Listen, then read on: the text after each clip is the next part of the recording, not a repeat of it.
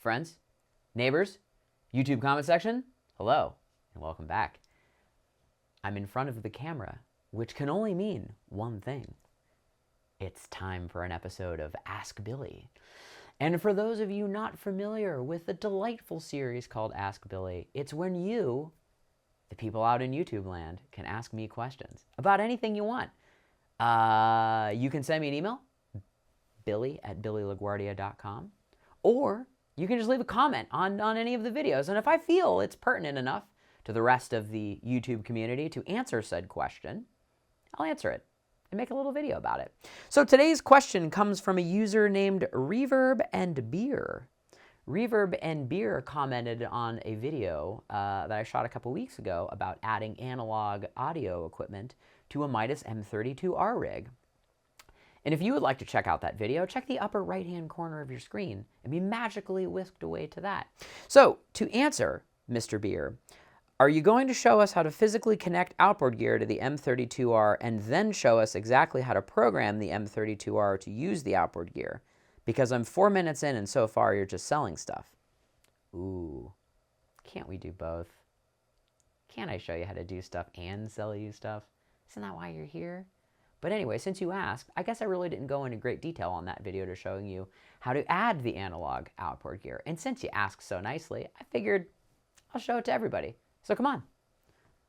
So since I've done a variety of gigs since I shot that last video, this is my fourth reconfiguring of the rig. So here we go. The M32R and a little outboard rack.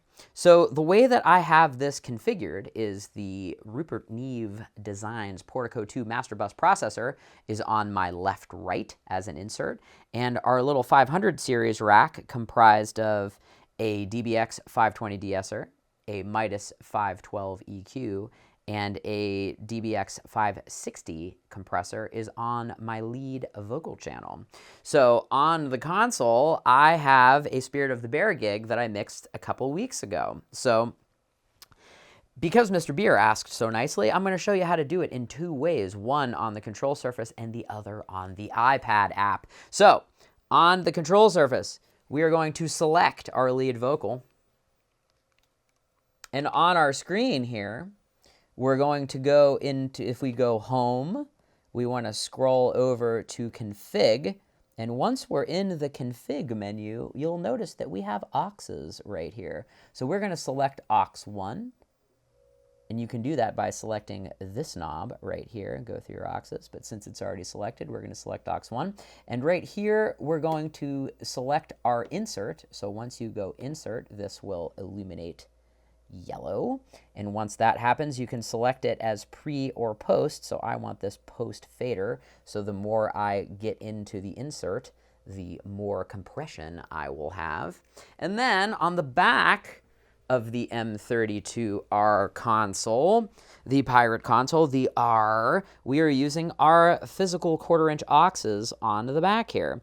So our aux 1 in is the output of the channel strip, the return, if you will, and the aux 1 output is the in.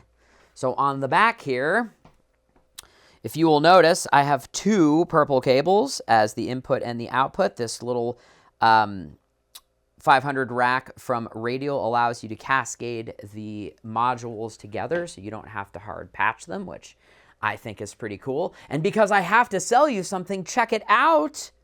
This is a walnut studio rack from LM Cases. That's right. The selling will never stop, Mr. Reverb. It will never, ever stop.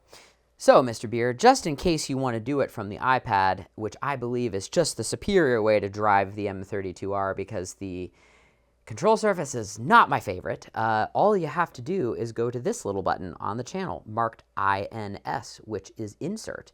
And you can see that this little red light is illuminated to be post fader. You can also swap it to pre-fader, but we want it to be post. So I'm going to roll our track here. And if we solo our lead vocal, you can see that we have compression. Now let's say we want to get this out of here. You can deactivate your insert like that. And because the hard patching of this is such, it will still pass signal from the output even though it is disengaged. So there's that. So let's talk about our master bus. Now the way that this master bus is configured on this particular console is I have it set up to be left-right feeding matrices of my PA left-right, my sub, my front fill, and then I have a left-right record matrix. So what I did was patch my insert point right here so that whatever insert I put on my left-right will go down the line. So let's take a look at that. And to patch our insert point on the main left and right channel, I have selected aux 3 on this, and because it's left and right, which is configured as stereo, it automatically populates aux 3 and aux 4. So again, just like the channel, you get a little button here that says insert. You can put it pre or post fade, which again, I would recommend putting it post fade so that as you mix your show, you're digging more into your compressor. And if you want to look at it on the control surface, you can hit select to select our left, right.